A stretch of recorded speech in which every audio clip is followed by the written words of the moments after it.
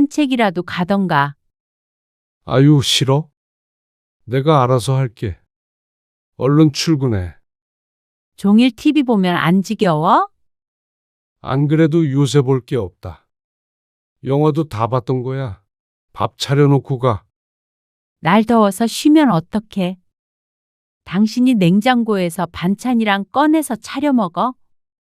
뭐가 어디 있는지 내가 어떻게 알아. 이것저것 꺼내면 되지. 그냥 차려놓고 가면 되잖아. 오늘 이야기 속 주인공은 57세 유명자 씨입니다. 그리고 그녀의 남편에 관한 이야기이죠. 유 씨의 남편은 요즘 말하는 삼식이입니다. 유 씨는 남편에게 이런 단어는 쓰고 싶지 않았습니다. 열심히 일하고 퇴직했으니 수고했다는 말만 해주고 싶었습니다. 하지만 도저히 삼식이라는 말을 안 할 수가 없었습니다. 퇴직하고 집에서 삼시세끼 얻어먹는 사람을 삼식이라고 한다는데 유 씨의 남편이 딱 그랬습니다. 남편을 가리켜 삼식이라고 한다면 누군가는 유 씨에게 손가락질을 하겠지만 유 씨는 남편이 집에 있은 후로는 정말 우울해졌습니다. 바쁘지만 않다면 정신과를 찾아가 보고 싶기도 했습니다. 직장에 다니면서 삼식이 남편까지 챙기기란 쉽지 않았습니다. 종일 퇴근이라는 게 없었죠.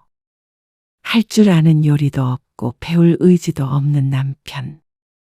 청소, 빨래, 설거지 뭐 하나도 자기 손으로 하려고 하지 않는 남편.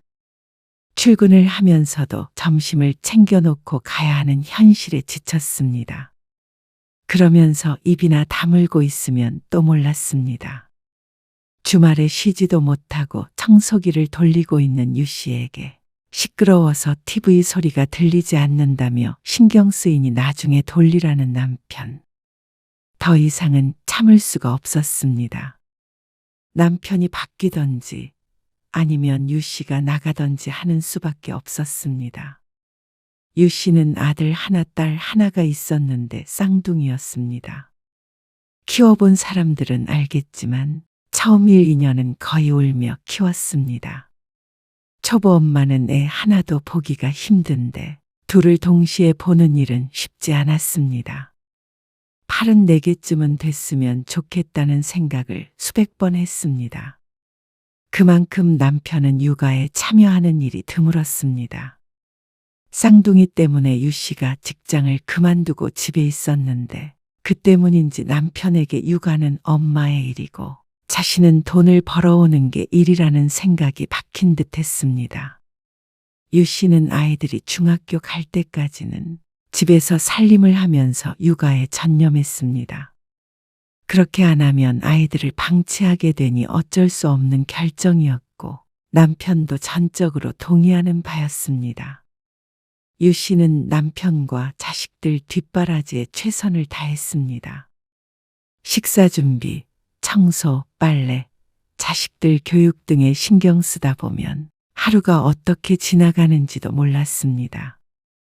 유 씨는 언제나 식구들 중 가장 일찍 일어났고 또 가장 늦게 잠들었습니다. 가정은 안정적이었지만 늘 걱정은 있었습니다. 돈 버느라 애쓰는 남편도 안쓰러웠고 자식들 교육 잘 시키기 위해 유 씨도 돈을 허투루 쓰는 법이 없었고 늘 허리띠 졸라매며 팍팍하게 살림을 꾸려나가야 했습니다. 그러다가 쌍둥이가 고등학교에 들어가기 전에 다시 일을 하기 시작했습니다. 다시 취직을 한다는 게 결코 쉽지 않았지만 한 달에 얼마라도 벌어오는 게 보탬이 많이 되었습니다. 그때부터는 저축도 꽤나 하면서 지냈습니다. 하지만 그래도 여유롭게 생활한 적은 없는 것 같았습니다. 여전히 먹고 사는 문제는 어려웠습니다. 여보, 제발 양말은 빨래통에 넣어. 빨래통에 안 넣었어? 이거 당신 거잖아. 누가 보아도 그런 양말을 신을 사람은 남편밖에 없었습니다. 거의 보물찾기 하듯이 벗어놓은 양말을 찾아야 했습니다. 식탁 밑에 숨겨져 있거나 소파 사이에 들어가 있기도 했고 어쩔 땐 침대 머리맡에 올려져 있을 때도 있었습니다.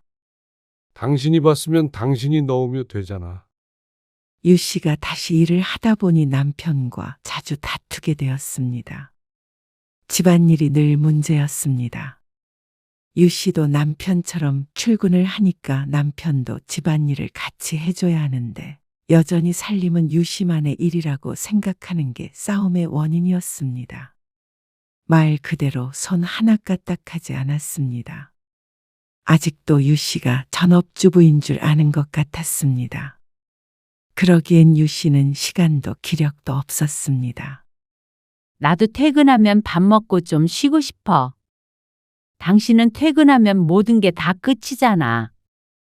근데 나는 또 다른 일이 시작돼. 당신이 집에서 무슨 일을 한다고 그래? 집에 오자마자 밥 차려야 되지. 설거지하고 청소하고 빨래하고. 도대체가 쉴 틈이 어디 있어? 그거 얼마나 걸린다고? 밥은 원래 먹어야 하는 거고. 청소 빨래는 뭐 맨날 하나? 맨날 해. 아, 그럼 이틀에 한 번씩만 해. 당신은 도와줄 생각이 없는 거야? 내가 뭘 할 줄 알아야 하지. 적어도 설거지는 해야지. 식기세척기 사용법도 다 알려줬잖아. 아, 까먹었어. 금방 하는데 당신이 하면 되지. 왜 이라고 온 사람을 바가지 긁어? 대화가 항상 이런 식이었습니다. 집안일 좀 같이 하자고 하면 바가지를 긁는다고 귓등으로도 듣지 않았습니다. 쌍둥이가 집에 돌아오면 남편은 방으로 쏙 들어가서 TV를 보거나 하며 개인 시간을 보냈습니다. 유 씨는 쌍둥이들까지 챙기고 자면 12시가 훌쩍 넘었습니다. 남편 버릇을 고친다고 남편 빨래만 안 해보기도 했는데 그러면 그런 대로 그냥 다시 입고 나갔습니다. 무딘 건지 독한 건지 몰랐죠. 그렇게 후줄근하게 나가는 모습을 볼 수가 없어서 앓느니 죽지 않은 생각으로 하다 보니까 남편은 그렇게 늙어버렸습니다. 더 이상 싸우진 않았지만 유 씨 속만 문드러졌습니다. 그래도 가정의 평화를 위해 참자 싶었습니다. 더 나이 들고 자식들도 더 크고 여유가 생기면 남편도 바뀌겠지 싶었습니다. 하지만 인간이라는 게 그리 쉽게 바뀌는 게 아니었습니다. 자식들은 대학도 졸업하고 독립해서 알아서 살고 있었습니다. 둘 다 결혼은 하지 않았지만 유 씨 부부에게 손을 벌리지 않았습니다. 그리고 남편은 얼마 전에 퇴직을 했습니다. 여보, 오늘도 집에 있어? 내가 갈 데가 어딨어? 동창 모임 있다고 그러지 않았어? 아, 그거 귀찮아서 안 나가? 왜 한번 나가서 만나지? 점심만 먹고 헤어진다며? 가서 뭐해? 집에서 TV나 볼래? 남편이 소파에 드러누워 쿠션을 껴안은 채로 말했습니다. 시선은 TV에서 떨어질 줄을 몰랐습니다. 유 씨는 남편의 심드렁한 대답에 남몰래 한숨을 쉬었습니다. 남편은 퇴직한 지 6개월 넘게 아무것도 하지 않고 집에만 있었습니다. 그동안 고생했으니 마음껏 쉬게 하자 싶어서 처음엔 잔소리도 한마디 하지 않았습니다. 그런데 남편은 몇 달 동안 지독한 생활을 했습니다. 씻지도 않고 외출도 안 하고 집에서 밥 먹고 드러누워서 TV 보는 것밖에 하지 않았죠. 산책이라도 가던가? 아유, 싫어? 내가 알아서 할게. 얼른 출근해. 산책이라도 가라 하면 귀찮다고 고개를 저었습니다. 전염병 때문에 격리된 것과 같은 생활을 스스로 택해서 했습니다. 종일 TV 보면 안 지겨워? 안 그래도 요새 볼 게 없다. 영화도 다 봤던 거야. 하루에 좋게 10시간도 넘게 보다 보면 당연히 그럴 수밖에 없을 것 같았습니다. 그래도 남편은 그게 재밌다고 적성에 맞는다고 했습니다. 반면에 유 씨는 미칠 지경이었습니다. 집에만 있는 남편 때문에 유 씨의 할 일이 너무 늘어버렸습니다. 삼시세끼 챙겨주는 것도 집안일을 하는 것도 여전히 유 씨의 일이었으니 말이죠. 처음에는 아무 말 안 했지만 그게 또 몇 달 지날수록 유 씨도 지쳤습니다. 충분히 휴식을 했으면 이제는 유 씨가 일하는 동안에 집에서 뭐라도 해야 할 텐데 시체처럼 지내는 남편 때문에 답답했습니다. 밥 차려놓고 가. 유 씨는 남편이 퇴직하고 나서 식탁을 덮는 덮개도 샀습니다. 옛날에 유 씨가 어릴 적에 썼던 그런 것 말이죠. 남편의 점심이었습니다. 어딜 나가지 않으니 집에서 세 끼를 먹었는데 문제는 남편이 자기 손으로는 밥을 차려 먹지 못한다는 것이었습니다. 어디다 말하기도 민망하긴 하지만 그게 사실이었습니다. 날 더워서 쉬면 어떡해? 당신이 냉장고에서 반찬이랑 꺼내서 차려 먹어? 뭐가 어디 있는지 내가 어떻게 알아. 이것저것 꺼내면 되지. 그냥 차려놓고 가면 되잖아. 누군가는 라면이라도 끓여 먹으라고 하면 되지 않느냐 하겠지만 남편은 정말로 딱 라면밖에 못 끓였습니다. 매일 점심을 라면만 먹게 할 수도 없는 노릇이었습니다. 요새 흔한 배달 앱도 이용할 줄도 모르고 전화번호를 찾아서 배달을 시키지도 못했습니다. 물론 바보라서가 아니라 귀찮아서겠지만 말이죠. 어쨌거나 이런 생활도 반년간 이어지니 참 사람 할 짓이 아니다 싶었습니다. 그건 네가 버릇을 잘못 들였네. 오랜만에 만난 친구가 전곡을 찔렀습니다. 그건 유 씨도 잘 알고 있었습니다. 앓으니 죽지 하다가 정말 죽을 지경이었습니다. 차라리 앓는 게 나았을지도 몰랐습니다. 나도 알아. 근데 안 하는 걸 어떻게 해? 안 하면 시켜야지. 아휴, 나도 그게 되면 좋겠다. 유 씨라고 노력을 안 했던 것도 아니었습니다. 결국은 남편이 이기고 말았지만 말이죠. 뭘 가르쳐줘도 한 귀로 듣고 한 귀로 흘리니 유 씨의 입만 아플 뿐이었습니다. 남편은 그런 건 모두 유 씨가 해줘야 한다고 생각했습니다. 무조건 끌고 와서 뭐라도 하는 법을 알려줘.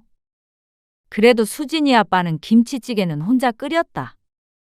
지금은 친구의 전 남편이 되었지만 그래도 유 씨의 남편보다는 상태가 양호했던 모양이었습니다. 유 씨가 2시쯤 집에 들어오니까 남편은 소파에 누워서 배고프다고 성화였습니다. 아, 왜 이렇게 늦게 와? 점심시간 지났는데.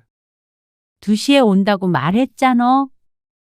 유 씨가 외출이라도 하는 날에는 남편은 아무것도 먹지 않고 유 씨만을 기다렸습니다.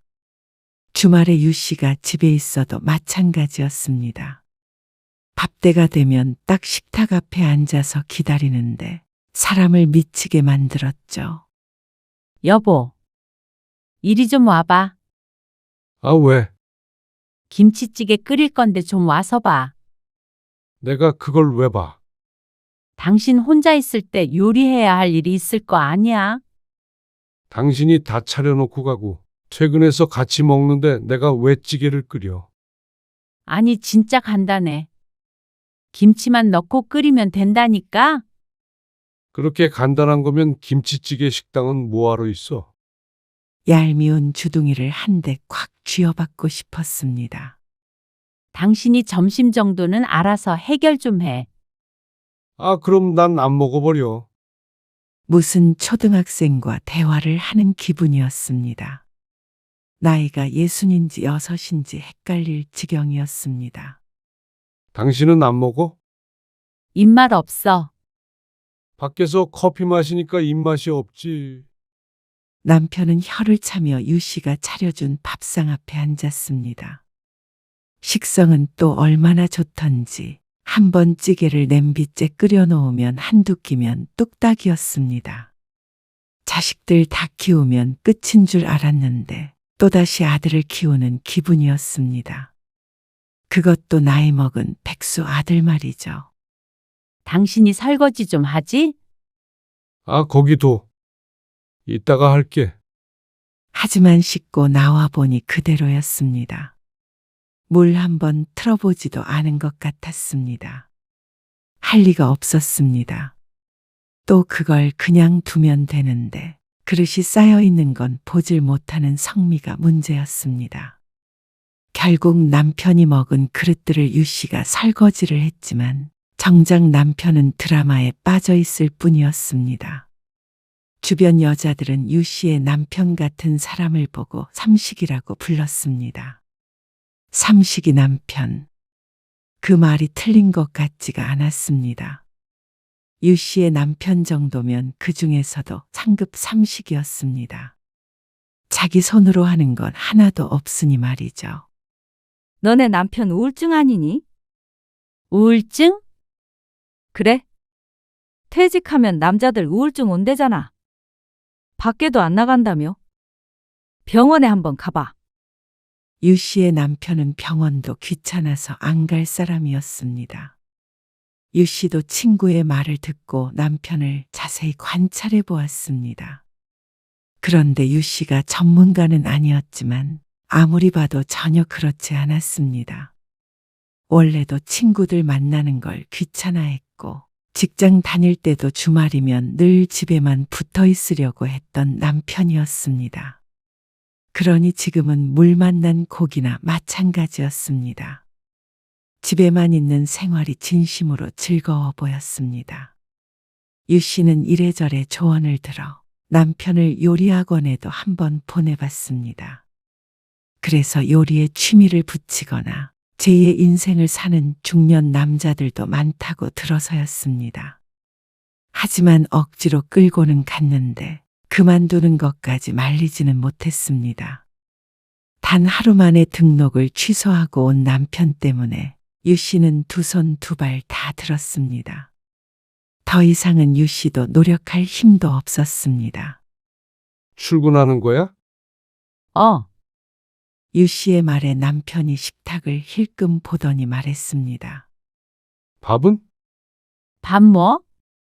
점심? 나도 이제 못하겠어. 냉장고에 반찬들 다 있어.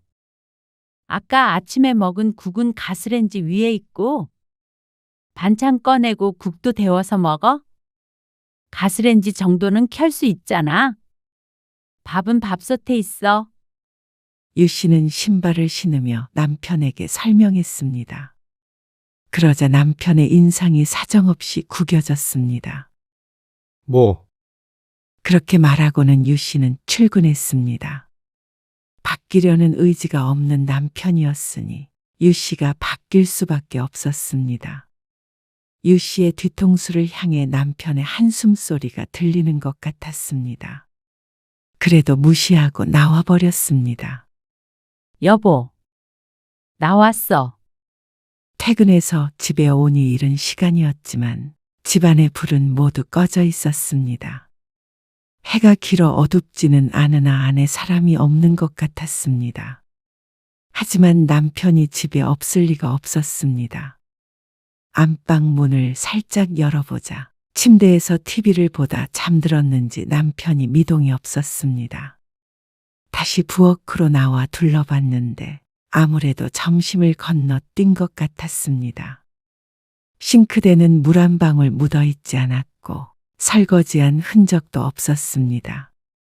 냉장고에 반찬들은 그대로 있었습니다. 유 씨는 남편을 깨우지 않았습니다. 점심 저녁을 굶어서 쉬위라도 하고 있는 것 같았습니다. 전 같았으면 깨워서 뭐라도 먹였을 텐데 이제는 그렇게 하지 않았습니다. 언제까지 그렇게 할 수는 없었습니다. 다음 날 유 씨가 출근할 때까지도 남편은 누워 있었습니다. 진작에 깬 것 같았는데 눈은 뜨지 않았습니다. 유 씨는 짧은 한숨을 짓고는 일어나서 출근 준비를 했습니다. 속이 부대껴 아침은 건너뛰었고 빈 식탁 그대로 출근을 했죠. 남편이 밥은 먹었는지 이제는 걱정하지 않기로 했습니다. 어린아이도 아니고 배고프면 어련히 알아서 먹을까 싶었죠. 지친 몸을 이끌고 집에 돌아오자 엉망이 된 부엌이 보였습니다. 남편은 또 자는지 인기척이 없었습니다. 그래도 이게 어딘가 싶었습니다. 뭐라도 먹으려고 했다는 게 장족의 발전이라고 생각했죠. 그런데 다음 날 아침 출근 준비를 하는 유 씨에게 남편이 화를 냈습니다. 진짜 남편 대접 이따구로 할래? 뭐? 내가 너한테 뭘 잘못했길래 이렇게 푸대접을 해? 내가 무슨 푸대접을 했다고 그래? 퇴직해서 집에 있으니까 꼴 보기 싫어. 무슨 말이야, 그게. 당신 손으로 밥 해 먹으라는 게 그게 그렇게 힘든 일이야? 그래. 당연히 나한테는 힘들지. 아주 남편 죽으라고 고사를 지내라. 이틀 동안 맺힌 게 많아 보였습니다. 하지만 이번엔 유 씨도 고집을 꺾지 않았습니다. 나도 일하고 들어오면 힘들어. 집에 있는 사람이 자기 밥 정도는 챙겨 먹어야 할 거 아니야? 당신이 그렇다고 빨래를 하는 것도 아니고 청소를 하는 것도 아니잖아. 그러니까 당신이 돈 좀 번다고 나를 아주 시종처럼 부리겠다는 말이잖아. 당신은 내가 집에 있을 때 날 시종처럼 생각했나 보지? 아무튼간 한마디를 안 줘. 지고 이기고 할 문제가 아니었습니다. 이대로 가다가는 유 씨가 쓰러질 지경이었습니다. 됐다. 밥은 내가 알아서 할 테니까 신경 꺼. 말도 걸지 말고. 그렇게 또다시 냉전 상태였습니다. 밥은 시켜 먹기도 하고 나가서 사 먹기도 하고 라면을 끓여 먹기도 하는 듯 보였습니다. 어쨌거나 알아서 해 먹으니 그나마 다행인데 문제는 남편의 유치한 복수였습니다.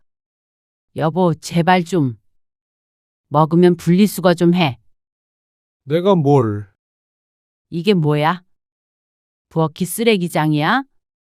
뭘 시켜 먹은 건지 음식물 담긴 플라스틱 그릇과 스티로폼 접시, 나무젓가락 등이 널브러져 있었습니다. 딱 자기 먹을 거만 먹고 일어선 듯 보였죠. 안 냅둬. 내가 알아서 치울 테니까. 그리고 말 걸지 말랬지? 요즘 초등학생들도 이렇게 싸우지는 않을 것 같았습니다. 유 씨도 남편과는 말도 섞기 싫었습니다. 남편은 정말 자기 밥만 챙겨 먹고 다른 일은 아무것도 하지 않았습니다. 집에 혼자 있으면서 무슨 빨래가 그렇게 많이 생기고 뭘 그렇게 어지르는지 몰랐습니다. 그걸 유 씨 혼자 하려니까 버거웠죠. 유 씨는 주중에도 주말에도 남편이랑 있는 게 힘들었습니다. 하루 24시간을 내내 일하는 기분이었습니다. 퇴근해서 집에서 휴식을 좀 취하고 싶은데 어쩔 때는 회사보다도 유 씨를 힘들게 하는 게 집이었습니다. 그럴 때면 남편 없이 혼자 살고 싶다는 생각이 들었습니다. 이혼해서 혼자 사는 친구가 부럽다고 생각한다면 말 다 한 것이 아닌가 싶었죠. 그렇다고 유 씨에게 다정한 남편도 아니고 무엇을 위해 이런 동거 생활을 하는 건지 몰랐습니다. 아마 남편은 유 씨를 아내가 아니라 엄마라고 생각하는 것 같았습니다. 나이를 먹으면 먹을수록 더 유치해지고 애가 되어가는 것 같았습니다. 하지만 유 씨는 나이 들어 이런 애를 키우고 싶은 마음이 전혀 없었습니다. 이제는 이 유치한 싸움의 종지부를 찍고 싶었습니다. 유 씨가 마음을 애써 마음을 가라앉히며 집을 치웠습니다. 남편이 깎아놓은 손톱이 발에 밟히는 바람에 머릿속에 참을인을 새기며 청소기를 돌렸습니다. 언제까지 이런 돼지우리에서 살아야 하나 싶었습니다. 청소기 소리에 남편이 TV 보는 소리가 묻혔습니다. 이 집에 혼자 있는 것만 같아서 어쩐지 마음이 편해졌습니다. 소파 앞으로 가자 반쯤 드러누워 있는 남편의 발이 걸렸습니다. 발 쪽으로 청소기를 가져가자 남편이 한 발씩 들었다 내렸다 했습니다. 남편은 이래놓고는 분명 유 씨를 도와주고 있다고 생각할 사람이었습니다. 이왕 돌리는 김에 방까지 청소하려고 마음먹었는데 남편이 벼랑간 짜증을 냈습니다. 아, 청소기 소리 때문에 TV가 안 들리잖아. 언제까지 할 거야? 방도 할 거야. 그걸 지금 꼭 해야 돼? 지금 안 하면 언제 해? 내일 아침에 해. 아침에 출근하려면 바빠. 그럼 10분 일찍 일어나서 해. 사람 신경 쓰이게 왔다 갔다 하지 말고. 뭐? 나이 먹으니까 귀도 같이 먹었나? 소리 시끄럽다고? 유 씨는 청소기의 전원을 끄지 않은 상태 그대로 청소기를 남편 쪽으로 밀어버렸습니다. 남편이 놀라 청소기를 받아들었죠. 지금 던졌어? 그래. 던졌다. 당신이 진짜 실성을 했구나. 당신 퇴직한 지 1년이 다 돼가 그런데 내가 다시 돈을 벌어오라는 게 아니잖아. 뭐라도 좀 해. 나가서 차라리 골프를 치던가. 내가 골프를 왜 쳐? 그러면 다른 취미라도 가져보던지. 내가 내 집에 있겠다는데 왜 난리야, 도대체? 그렇게 집이 좋으면 집에 있으면서 좀 치우고 가꾸고 하던가. 어? 어떻게 아무것도 안 해? 아무것도? 나는 나가서 일하고 집안일도 하고 다 해야 해? 평생 바깥일 한 사람한테 이제 와서 살림을 시키려는 당신이 문제 아니야? 말인지 똥인지 분간이 안 갔습니다.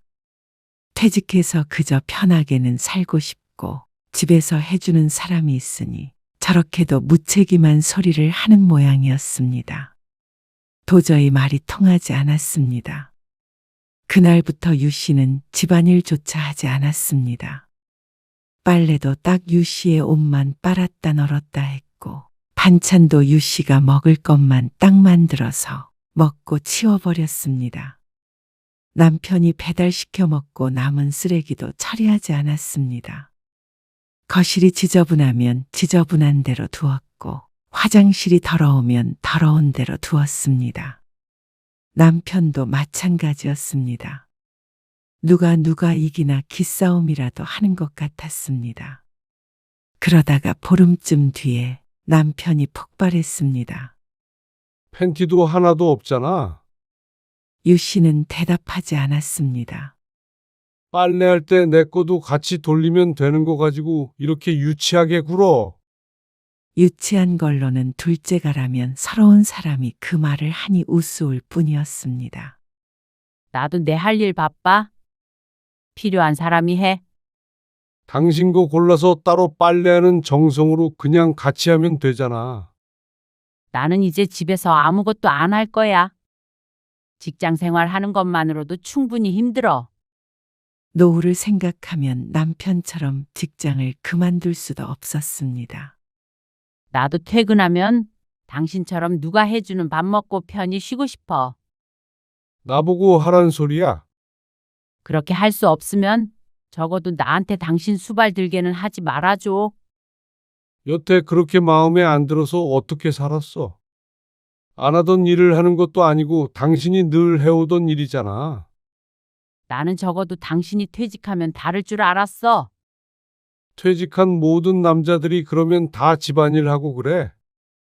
적어도 당신처럼 아무것도 안 하진 않지. 남편은 잠시 말문이 막힌 듯 하더니 적반하장으로 나왔습니다. 평생 일해서 가족들 먹여 살린 남편한테 아무것도 안 한다고? 내가 이런 여자랑 살고 있다. 참, 당신이랑 앞으로 내가 어떻게 살아? 그래. 살지 말자. 뭐라고? 살지 말자고. 안 그래도 나도 혼자 살고 싶었어. 당신이 나갈래?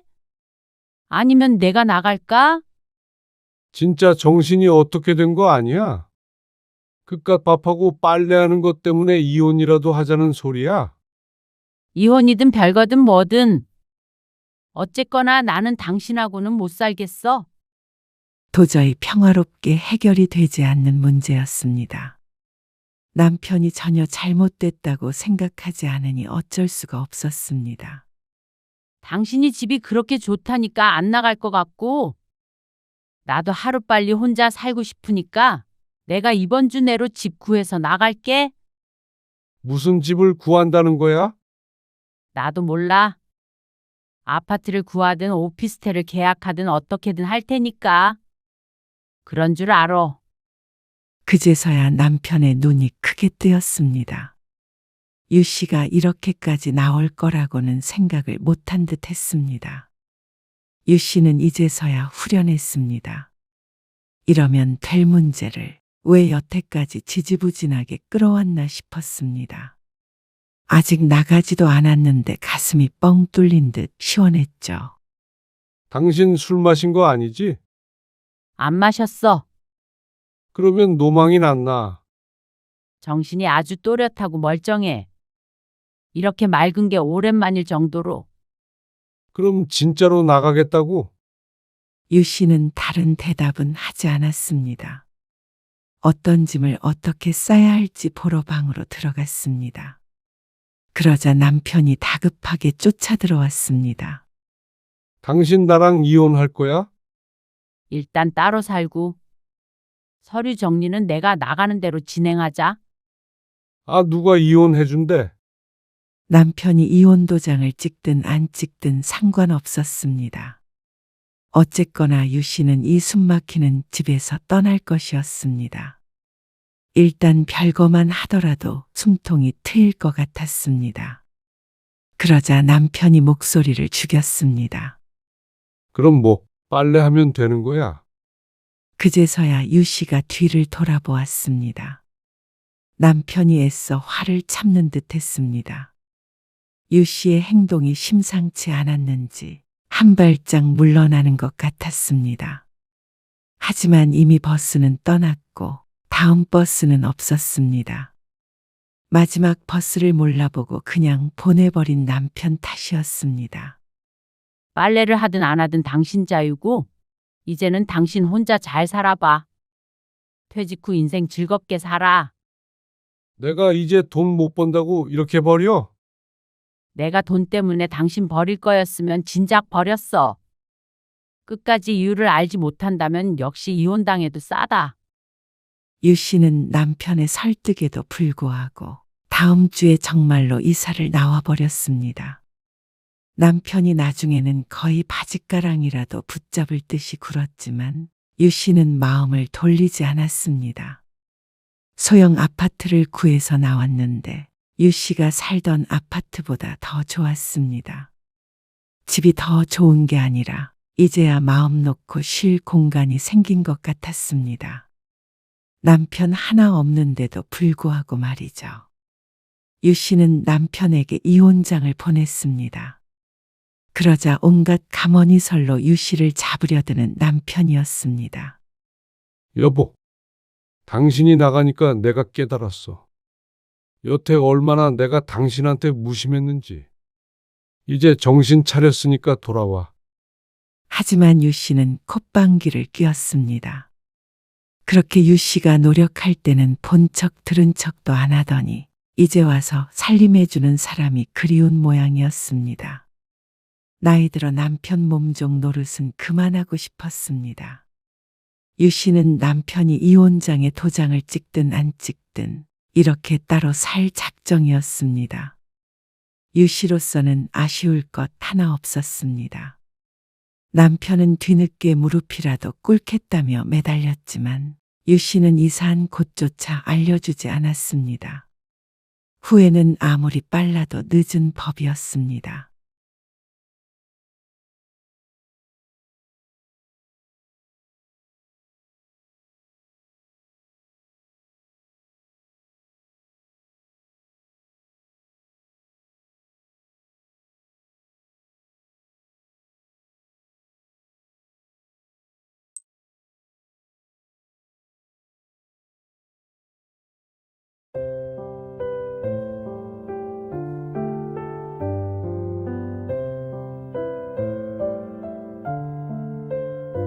서로 가까이 있는 게 불편한데 뭐하러 붙어 살아? 애들 때문에? 내가 못 꼭 엄마 도움받으려고 여기 있는 건 줄 알아? 나도 그 이유만 있는 건 아니라고 생각했었어. 엄마가 그리워서 온 것도 있다고 생각했지. 근데 그게 아닌 것 같다. 너는 엄마 등골 빼먹다가 가버릴 생각이잖아. 그런 생각 한 적 없어. 만약에 우리 이사 가면 엄마는 나 다시 못 본다고 생각해. 그러면 엄마 예린이도 못 보고 예준이도 못 보는데 괜찮아? 괜찮아. 뭐? 괜찮다고. 그래, 못 봐도 괜찮다고. 그러려면 그래라.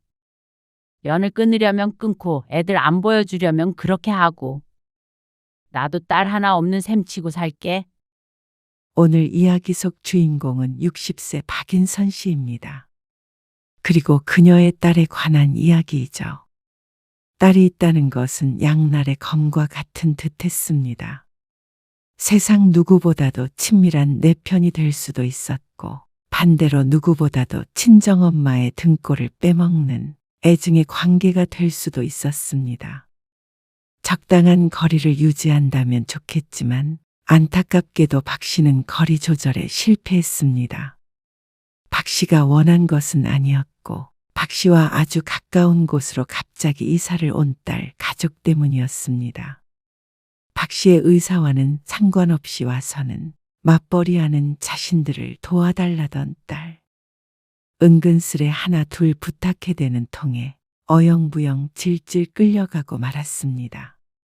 단호하게 거절하기에는 바로 옆에 사는 자식에게 너무 매정한가 싶었지만 처음부터 곁으로 오지 말라고 했어야 했습니다. 그랬다면 이렇게 부모 자식이 반목하게 될 리가 없었으니 말이죠. 손주들 육아와 집안일까지 부탁하는 딸을 거절했더니 연을 끊겠다고 했습니다. 기가 막힌 노릇이었죠.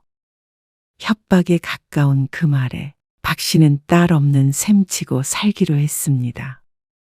사랑하는 내 자식이지만 자식이 나를 이토록 가찮게 여긴다면 박 씨의 사랑에도 더는 이유가 없어졌습니다. 박 씨는 아들 하나, 딸 하나가 있습니다.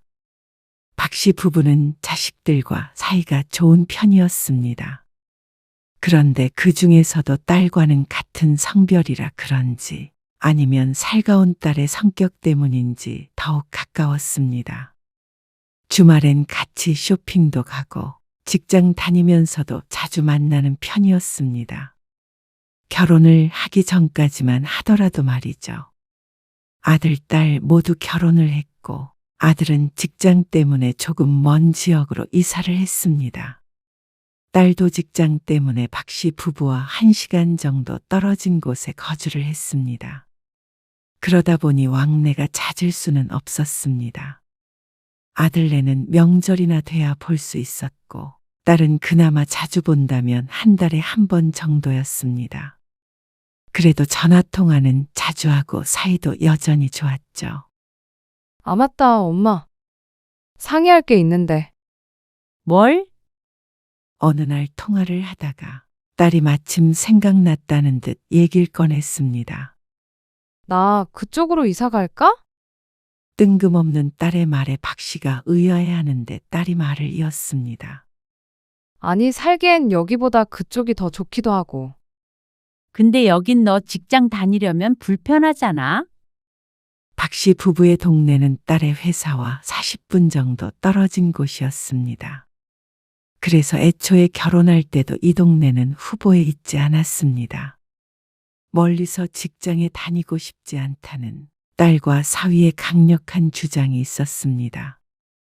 근데 왜 갑자기 이쪽으로 온다는 건지 몰랐습니다. 잘 살고 있는 줄 알았는데 말이죠. 김서방은 뭐라고 하는데? 김서방은 좋다고 하지.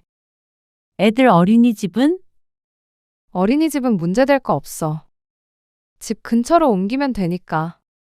너무나 간단하게 말하는 딸 때문에 더 이상 뭐라 반박하기가 힘들었습니다. 하지만 딸이 이 근처로 온다고 하니 어쩐지 부담스러운 기분이 되었습니다. 나도 엄마랑 좀 가까운데 살고 싶어서 그래. 애들도 엄마 아빠 보고 싶어 하잖아. 어린 손주들 얘기를 꺼내니 더욱 그랬습니다. 사위와 딸이 맞벌이하며 애들 키우는 걸 항상 힘겨워했습니다. 애 키우는 게 늘 그렇듯 예상치 못한 일들이 많기 때문에 직장에도 지장이 있었던 적이 여러 번 있었고 말이죠. 주말에는 지친 딸 부부를 위해 손주들을 봐준 적도 있었습니다. 또 가끔 김장을 하거나 하면 보내주기도 했습니다. 그런데 아주 이사를 온다고 하니까 왠지 박 씨의 미래가 그려지는 것 같았습니다. 딸이 뭘 해달라 부탁하진 않았지만 가깝게 살다 보면 그럴 일이 자주 생길 게 불보듯 뻔했습니다. 그렇게 완전히 옆에 살면서 챙길 자신은 사실 없었습니다. 딸도 전혀 그런 생각 없이 오진 않을 것 같았고 말이죠. 오면 좋지. 애들도 자주 보고. 남편은 태연했습니다.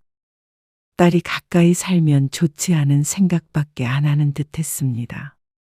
그쪽으로 가게 될 것 같아.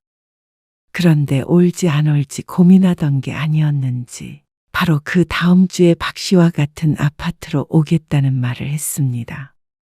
우리 아파트로 오겠다고?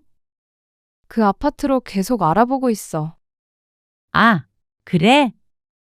설마하니 같은 아파트로 오겠다고 할 줄은 몰랐습니다. 너무 좋겠지? 걸어서 1분이면 가겠다. 아, 그러네. 근처로 이사 온다는 말이 그저 그런 근처가 아닌 모양이었습니다. 박 씨가 이렇게 딸의 이사를 부담스러워하는 이유가 있었습니다. 뒷동에 사는 지인 때문이었습니다. 박 씨보다 나이가 많았던 여자도 몇 년 전에 같은 일을 겪었습니다. 딸이 같은 아파트로 온 건 아니었고 5분 거리에 있는 아파트 옆 빌라로 이사를 왔는데 딸과 사위가 출근하면 그 집으로 가서 집안일 다 해놓고 오후엔 손주를 보다가 저녁에 딸내가 퇴근하면 8시쯤 집에 돌아오곤 했습니다. 그렇게 4, 5년 정도 애를 봐줬는데 그러다가 허리 수술도 하고 골병이 났습니다. 그런데 애들도 어느 정도 커서 봐줄 일이 없어질 때쯤 딸이랑은 사이가 완전히 틀어져서 딸은 이사를 가버렸습니다. 그리고 시간이 지난 지금까지도 연락도 안 하고 지낸다고 들었습니다. 최근에도 하소연을 하며 눈물을 흘리던 모습이 떠올랐습니다. 물론 남이 그런다고 우리도 그럴 거라는 건 아니었지만 사람 사는 모습이라는 게 다 거기서 거기였습니다. 언제고 그런 일이 벌어질 수 있다는 말이었죠. 그리고 말년의 딸 뒤치다꺼리 하다가 더 늙고 싶지는 않았습니다. 그동안 충분히 고생하며 키웠으니 이제는 좀 남편이랑 시간도 보내며 한적하게 살고 자식들 가끔 보며 그렇게 살고 싶은 마음이었습니다. 아직 오지도 않았는데 벌써부터 걱정이야. 하지만 오겠다는 딸을 말릴 수는 없었습니다. 그리고 남편의 말처럼 미리 뭐 해줘야 하나 걱정하는 것도 다소 웃긴 일 같기도 했습니다. 뭐 해달라고 한 것도 아니잖아. 그렇긴 하지. 그래서 딸이 오더라도 요청하기 전까지는 무엇도 하지 말자 생각했습니다. 딸은 2달이 안 되어 정말로 같은 아파트 옆동으로 이사를 왔습니다. 그리고 생각보다 더 잘 지내게 되었습니다. 주말에 같이 밥도 먹고 가끔은 저녁에 만나서 산책도 하고 말이죠. 지레 겁먹었던 게 민망했습니다. 딸이랑 같이 사는 게 나쁘지 않은 선택인 것 같았습니다. 엄마, 나왔어. 김서방은? 친구들 만나러 갔어. 애들이 아침부터 엄마 보고 싶다고 난리야. 주말이면 딸이 손주들을 데리고 방문하는 일이 늘긴 했습니다. 거의 매주 얼굴을 봤습니다. 그럴 때면 정신이 없고 좀 힘들긴 했지만 일주일에 한 번 정도 보는 일은 오히려 좋았습니다. 눈에 넣어도 안 아픈 손주들이니 말이죠. 사위 없이 오니 밥 차리는 것도 그다지 신경 안 써도 돼서 크게 불편한 점은 없었습니다. 엄마, 이거 맛있네. 그래? 많이 먹어. 나 집에 갈 때 좀 가져가도 돼? 김서방도 좋아할 것 같은데. 그래. 좀 싸줄게. 그렇게 한두 번 반찬을 챙겨가던 딸이 어느 날 말했습니다. 그냥 엄마 반찬할 때 우리 목도 같이 해주면 안 돼. 반찬을 해달라고? 나는 평일에 시간이 별로 없으니까. 그 말에 박 씨는 고개를 끄덕였습니다. 그리 어려운 부탁은 아니었습니다. 반찬하면서 조금 양만 늘리면 되니 말이죠. 바쁜 딸 도와주는 셈치고 그렇게 했습니다. 엄마, 냉장고 열어보니까 반찬이 똑 떨어졌네. 요즘 정신이 없어서. 나 애들 때문에 나가질 못하겠는데. 혹시 엄마가 반찬 좀 가져다 줄 수 있어? 어느 날 금요일 저녁 딸의 전화를 받았습니다. 시끌벅적한 소리가 들리는 것을 보니 손주들이 말썽을 부리고 있는 것 같았습니다. 그래. 갖다 줄게. 응. 고마워, 엄마. 딸의 집에 가자 무척 어수선했습니다. 한창 말썽 부릴 나이였습니다. 딸은 밥을 준비하려는지 부엌에서 분주해 보였습니다. 여기 반찬? 김서방 금방 와? 한 2, 30분 있으면 올 거야. 그런데 갑자기 딸의 휴대폰이 울렸습니다. 사위인 모양이었습니다. 딸은 5분 정도 통화를 하더니 박 씨에게 조심스럽게 말했습니다. 엄마, 김서방이 친구들이랑 갑자기 약속이 생겼다고 그러거든. 그래. 저녁 먹고 온대? 응. 근데 이 근처에서 본다고 나도 같이 만나자는데. 딸은 웃으며 말끝을 흐렸습니다. 그래서 박 씨의 허락을 받는 듯한 모양새였습니다. 너도 간다고? 혹시 애들 좀 봐줄 수 있을까? 갑작스런 부탁이었습니다. 아빠 밥 차려야 하는데. 남편도 곧 올 때가 다 됐습니다. 그런데 딸은 손주들을 데리고 가서 박 씨의 집에서 저녁을 먹으라고 했습니다. 밤에 데리러 온다며 말이죠. 애들 때문에 저녁에는 외출을 잘 못하는 딸이었기에 그러라고 했습니다. 그러자 딸의 표정이 무척 밝아졌습니다. 가까이 사니까 엄청 좋다? 그치? 그러네. 박 씨는 그래도 가능한 범위 내에서 딸을 도와주려고 애썼습니다. 매번 이러는 것도 아니었기 때문이었는데 그게 시작이었습니다. 딸은 그날 데려가겠다던 손주들을 데려가지 않았습니다. 밤 늦은 시간까지 연락이 안 돼 집에서 재웠는데 다음 날 점심쯤이 되어서야 애들을 좀 데려다 달라는 전화를 받았습니다. 술을 많이 마셔서 어디도 못 가겠다는 딸의 말에 한숨을 쉬었습니다. 그래서 남편이 손주들을 데리고 집까지 데려다 주었습니다. 돌아온 남편도 고개를 절레절레 흔들었습니다. 둘 다 완전히 뻗어 있어. 애들 밥이나 차려줄까 모르겠다. 차려주겠지? 자기 새끼들인데. 괜한 걱정은 하지 않기로 했습니다. 그런데 하나를 바라면 둘을 바라게 되는 게 사람인 모양이었습니다. 딸은 한두 번 그런 일이 있고 나니 무척 편했던 모양이었습니다. 그때부터는 자주 아이들을 맡기기 시작했습니다.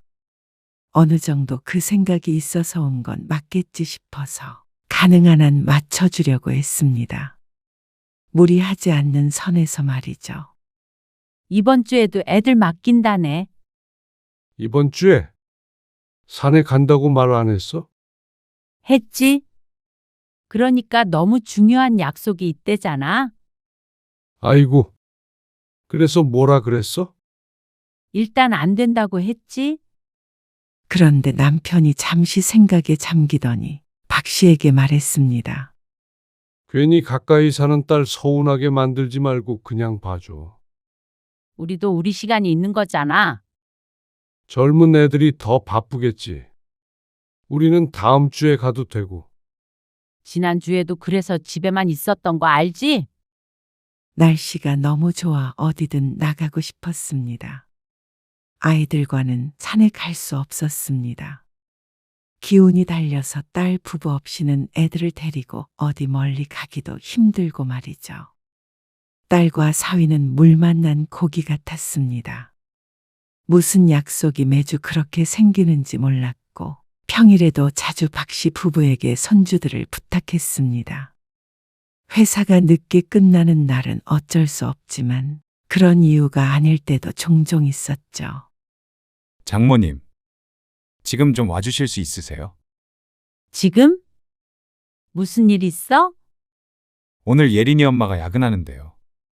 제가 지금 급하게 좀 나가봐야 해서요. 애들을 돌보고 있던 사위가 급한 일이 있다며 박 씨를 호출했습니다. 남편과 일찍 저녁밥을 먹고 쉬고 있었기에 할 일이 있는 건 아니었지만 그런 전화가 달갑지도 않았습니다. 이번 주에 사위에게 같은 전화를 받는 것만 두 번째였습니다. 와줄 수 있느냐고 물었지만 박 씨가 당연히 올 거라는 게 깔려있는 듯한 말투였습니다. 하지만 같은 아파트 살며 빤히 박 씨의 생활 패턴을 알고 있는 사위에게 거절할 명분도 없었습니다. 박 씨가 거절하면 사위는 일을 보러 나가지 못할 것이었습니다. 물론 그 급한 일이라는 게 친구 좋아하는 사위의 수략 속일 테지만 말이죠. 알았어. 지금 갈게. 박 씨는 한숨을 숨기며 대답했습니다. 또야? 어지간하면 애들 부탁을 들어주라고 했던 남편도 지긋지긋한 것 같았습니다. 하루가 멀다 하고 애를 맡기려고 하니 남편도 불만이 많아졌습니다. 도무지 우리의 평화로운 삶이 없어진 기분이었습니다. 저 그럼 나갔다 올게요. 고맙다는 말 한마디 없이 쌩하니 나가버리는 사위 때문에 또다시 기분이 상했습니다. 처음에는 무척 고마워하더니 익숙해지는 건 한순간이었습니다. 그리고 2시간쯤 뒤에 퇴근해서 온 딸이 집에 있는 박 씨를 보더니 멈칫했습니다. 뭐야, 예린이 아빠는? 너한테 말 안 했어? 약속 있다고 나갔는데. 뭐?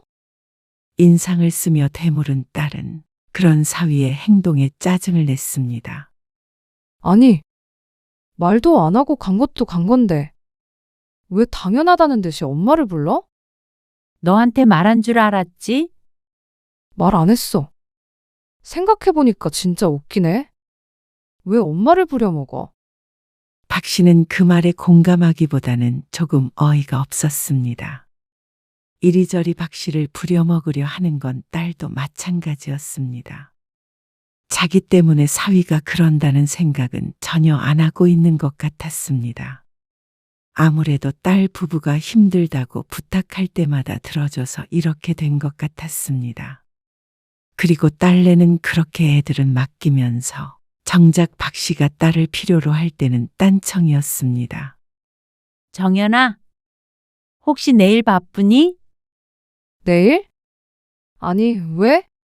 내일 고모네 가기로 했는데 네 아빠 차 뭘 수리해야 한다고 오늘 맡겼다네. 신우이를 만나기로 했는데 하필이면 차가 고장났습니다. 버스를 타고 갈까 했지만 짐이 많아서 힘들 것 같았고 택시를 타기엔 비용이 꽤나 들 것 같아서 딸에게 전화를 했습니다. 차 타고 30분 거리였습니다. 고모네? 응. 딸이 얼른 대답을 하지 않고 고민했습니다. 짐이 얼마나 많길래 그래? 고모 주려고 네 아빠가 뭘 이것저것 많이 사놨어. 이렇게 될 줄은 몰랐네. 박 씨도 난감했습니다. 웬만하면 이런 부탁 안 하지만 어쩔 수 없이 딸에게 물은 것이었습니다. 그냥 택시 타고 가면 안 돼? 주말에 길 막힐 때 왔다 갔다 한 번 하면 하루 다 간단 말이야. 아, 박 씨는 잠시 말을 잇지 못했습니다. 그냥 편하게 택시 타고 가. 나는 애들 때문에 못 나가고. 가면 김서방이 가야 하는데? 김서방한테 운전시키는 것도 좀 미안하잖아. 엄마도 마음 불편할 거고. 사위가 애들을 보고 딸이 데려다주는 선택지도 있을 텐데 딸은 그런 식으로 박 씨의 부탁을 거절했습니다. 싫다는 딸에게 2번 묻지 않고 박 씨는 전화를 끊었습니다. 자신이 실망한 것을 보니 아무래도 박 씨도 내가 딸을 위해 희생하고 있다는 생각이 깔려 있는 것 같았습니다. 건강한 관계는 아니었죠. 그래서 박 씨는 딸과는 조금 독립된 삶을 살아야겠다는 마음을 먹었습니다. 박 씨의 부탁을 거절해서가 아니라 서로에게 좋을 게 없어 보였습니다. 박 씨에게도 딸에게도 말이죠. 그리고 얼마 뒤가 박 씨의 결혼 기념일이었습니다. 마침 주말이라 남편이랑 바닷가로 1박 2일 여행을 갔습니다. 몇 년 만에 하는 여행인 듯 했습니다. 딸 생각을 안 하고 가니 모처럼 자유를 얻은 기분이었습니다. 바닷가도 거닐고 그 앞에 있는 횟집에서 맛있는 식사도 하고 숙소에 들어오자 시간이 늦었습니다. 배터리가 없던 휴대폰을 충전하고 보니까 딸에게서 연락이 무척 많이 와 있었습니다. 정연이가 전화를 엄청 많이 했네. 무슨 일 있나? 10통이나 했어? 박 씨는 딸에게 전화를 걸며 남편과 대화했습니다. 그런데 딸은 전화를 받자마자 박 씨에게 화를 냈습니다. 엄마 도대체 전화도 안 받고 어디 간 거야? 왜 아빠도 집에 없어? 우리 집에 갔었어? 애들 좀 급히 맡기려고 했는데? 주말에 말도 없이 어딜 간 거야? 설명을 하려다가 짜증스럽게 말하는 딸 때문에 입을 다물었습니다. 어딜 가든지 보고를 해야 하는 것도 아닌데 이렇게까지 화를 낼 일인가 싶었습니다. 맡긴다고 미리 말도 없었기에 온 것인데 꼭 박 씨가 약속을 어기기라도 한 듯 추궁했습니다. 그래서 오늘 나가지도 못했어. 오늘 엄마 아빠 결혼 기념일이야. 그래서 바다에 놀러 왔어. 그러자 전화 너머로 딸의 목소리가 들리지 않았습니다. 챙겨주길 바란 건 아닌데 그렇다고 이렇게 욕을 먹을 줄은 몰랐네. 박 씨가 씁쓸하게 중얼거렸습니다. 어쩌면 이렇게 이기적인 딸이 있는지 몰랐습니다.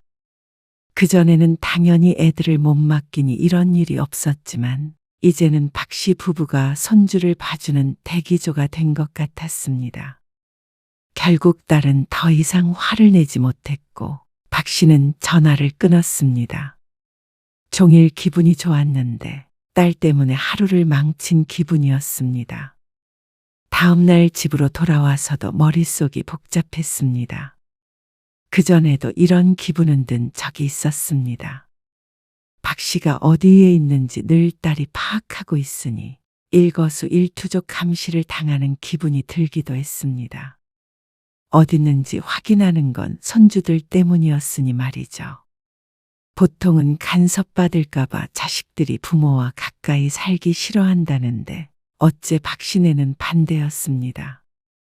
이렇게까지 불편할 줄은 몰랐습니다. 이틀 뒤에 딸이 저녁에 찾아왔습니다. 그러더니 박씨에게 사과를 했습니다. 엄마 미안. 결혼 기념일인 줄은 몰랐네. 결혼 기념일이 중요한 게 아니고 알어. 내가 짜증냈지. 몰라. 갑자기 나가야 되는데 엄마도 연락이 안 되고 그래서. 말 좀 해주고 가지. 그렇게 갑자기는 애들 못 봐줘. 알았어.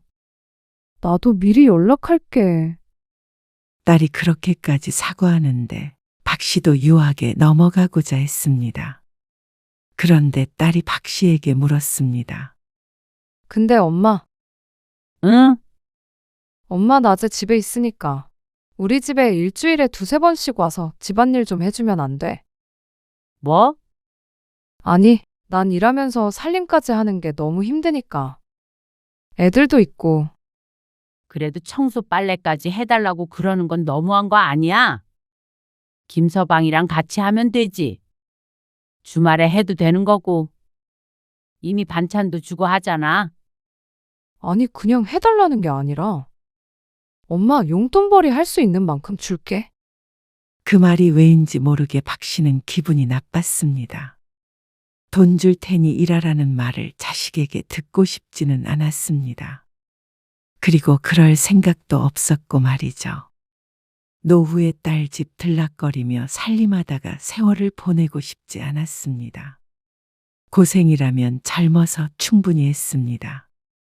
딸도 힘들겠지만 자신의 인생은 스스로 헤쳐나가는 것도 필요하다고 생각했죠. 엄마 줄 돈 있으면 그 돈으로 도우미를 써. 그러면 너무 비싸니까. 그러면 엄마는 싸니까 시켜? 그런 말이 아니잖아. 엄마도 너 도울 수 있는 만큼 도우려고 노력하는데 여기서 살림까지 해달라는 소리가 나오니? 엄마는 너무해. 친정엄마는 원래 딸이 해달라고 안 해도 뭘 더 해주지 못해서 난리라는데 엄마가 해주는 것도 부족하단 소리야? 왜 말을 꼬아서 들어. 딸은 박 씨가 손주들을 봐주는 걸 고마워하는 게 아니라 안 봐줄 때 서운해했고 부탁을 들어주지 않을 때도 마찬가지였습니다. 그래서 박 씨도 이제는 지쳤습니다.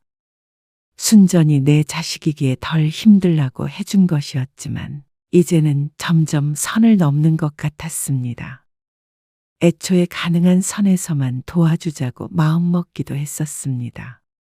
그런데 얼마 뒤에 딸과 사위가 얘기하는 걸 우연히 듣고는 마음을 굳게 다지게 되었습니다. 애 좀 더 크고 돈도 더 모으면 이사해야지. 계속 산다고 하지 않았어? 아니야. 너무 가까워서 불편해서 안 되겠어. 우리끼리 놀러 갈 때도 눈치 보이기도 하고. 장모님 뭐라고 안 하시잖아. 애들도 맡기고 좋은 거 아니야? 지금은 그래도 도움받을 게 있으니까 괜찮은데? 애들 크고 손 안 가면 엄마 아빠가 우리한테 기대려고 하면 어떡해. 기대다니? 그때쯤엔 우리가 엄마 아빠 부양하길 원할 수도 있잖아. 내가 해준 게 있는데 하고. 나도 엄마랑 가까이 살면 좋겠다 싶어서 왔는데 막상 사니까 불편해. 자꾸 싸우게 되기도 하고. 멀리 사는 게 더 사이가 좋겠어. 그래도 당분간은 있어야지. 그건 알지. 애들 때문에. 딸이 부모 도움을 받으려고 이사 온 건 알고 있었지만 이렇게 시커먼 속내를 가지고 있을 줄은 몰랐습니다. 박 씨도 이제는 더 이상 참을 수 없었습니다. 그동안엔 이 정도는 도와줄만 하다고 생각했으니 딸에게 별말은 안 했지만 딸이 이런 마음을 가지고 있다면 박 씨도 더 이상은 희생할 이유가 없었습니다. 말 그대로 희생이었습니다. 그런데 딸은 그렇게 생각하지 않는 듯했죠. 엄마, 반찬 떨어졌어. 반찬 가지러 가는 김에 애들 한 3시간만 맡겨도 돼? 김서방이랑 영화 보고 오게. 아니, 우리도 반찬 안 했어. 그리고 엄마 아빠도 외출할 거야. 아, 언제? 우리는 영화 보러 저녁에 갈 건데. 글쎄, 언제 돌아올지 모르겠네. 말을 해줘야 우리도 예매를 하지.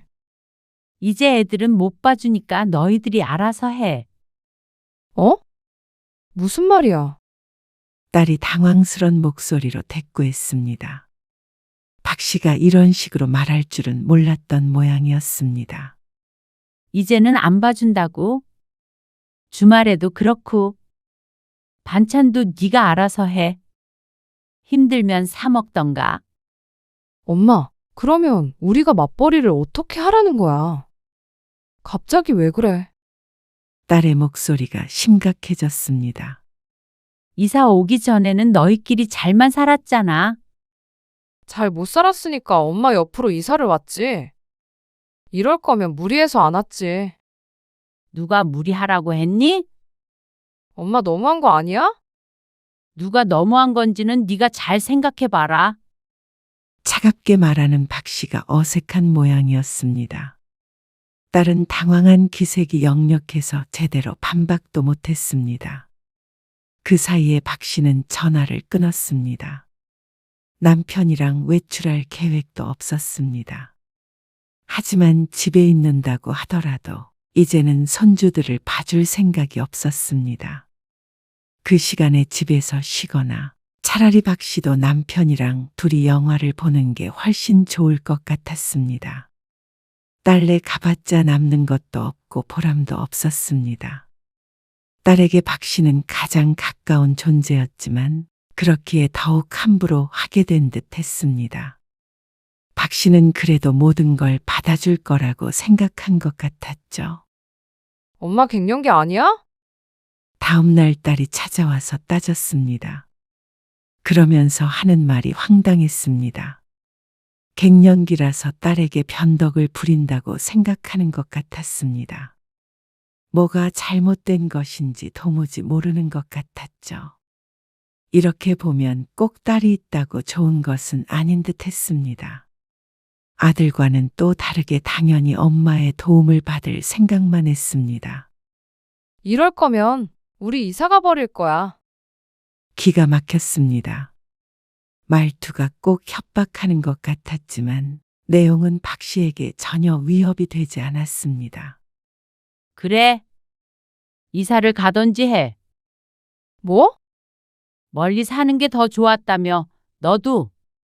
사위와 대화를 우연히 들었을 때 딸이 한 말이었지만 딸은 자신이 언제 박 씨에게 그런 말을 했나 생각하며 눈을 굴렸습니다. 성내를 읽힌 듯한 표정으로 말이죠.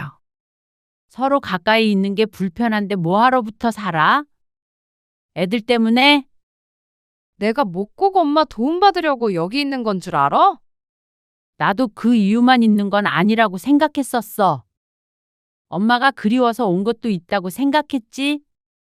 근데 그게 아닌 것 같다.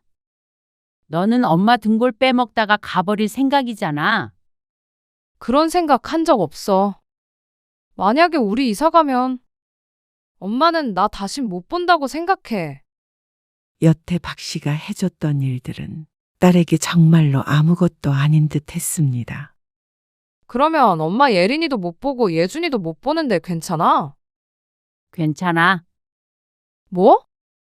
박 씨의 대답에 딸은 잘못 들었나 싶은지 인상을 찌푸리며 다시 귀를 기울였습니다. 하지만 다시 물어도 박 씨의 대답은 같았습니다. 못 봐도 괜찮다고. 그러려면 그래라. 연을 끊으려면 끊고 애들 안 보여주려면 그렇게 하고. 나도 딸 하나 없는 셈 치고 살게. 엄마, 왜 이렇게 자식한테 냉정한 거야? 먹고 사느라 힘든 자식 도와주는 게 그게 그렇게 싫어? 꼭 이렇게 자식 마음에 상처를 줘야 직성이 풀려? 누가 누구에게 하고 싶은 말인지 몰랐습니다. 세상에서 가장 가깝다고 생각했던 게 딸이었습니다.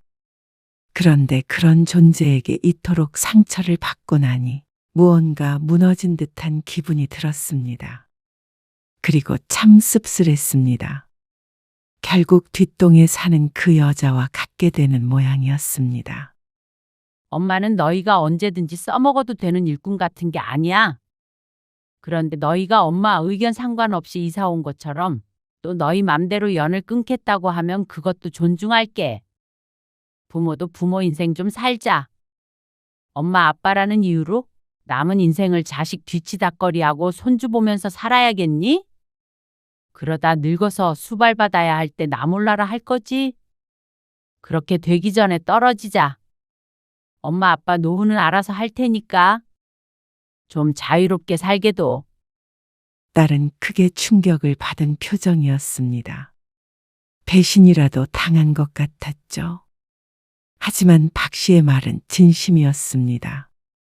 이제는 좀 딸과 떨어져 살 필요가 있었습니다. 딸이 연을 끊자고 하지 않았어도 박 씨는 연락하지 않을 것이었습니다. 딸에게서 받은 상처를 치유받으려면 한참 걸릴 것 같았습니다. 이사 가게 되면 명절에 안 와도 돼. 앞으로는 각자 잘 살자. 그게 최근에 박 씨가 딸을 만난 마지막이었습니다. 사위에게서도 이렇다 할 연락이 없었습니다. 아마 이사를 갔는지도 몰랐습니다. 속이 편하지만은 않았습니다. 쓸쓸하기도 했고 마음이 아프기도 했습니다. 하지만 어쩌면 진작에 이랬어야 했을지도 몰랐습니다. 사이가 틀어지기 전에, 이사 오기 전에 거절을 했었어야 했습니다. 이미 엎질러진 물이니 주워 담을 수는 없었지만 적어도 걸레로 닦기는 해야 했습니다. 아마 시간이 흐르면 적어도 같이 사는 것보다는 관계가 나아지지 않을까 생각했습니다. 그래도 부모 자식 사이니 말이죠.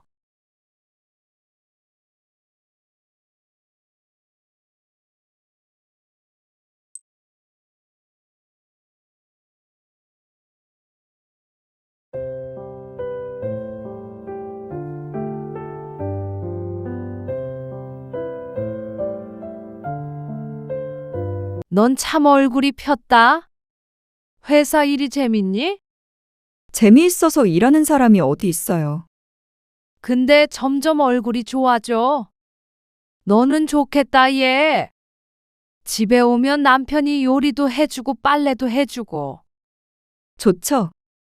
우리 아들이 너랑 결혼하고 집안일 많이 배우네. 너는 아무것도 안 하니? 어머님. 아시잖아요.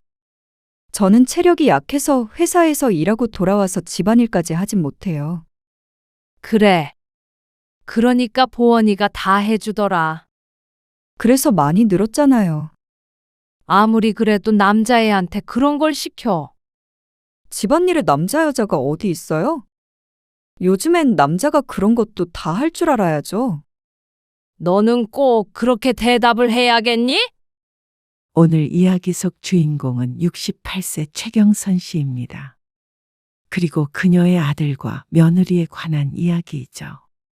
최 씨는 요즘 사람이 참 무섭다는 걸 며느리를 보고 나서야 알게 됐습니다.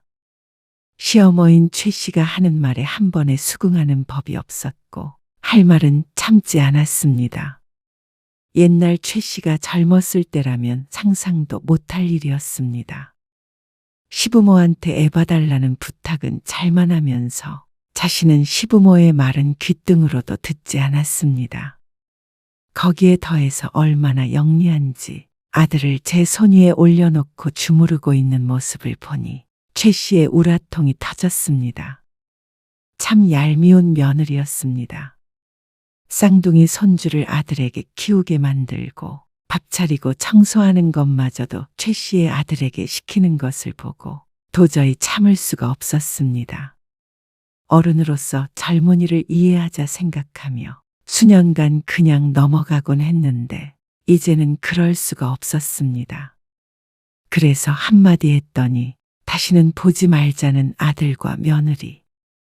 참 허무했습니다.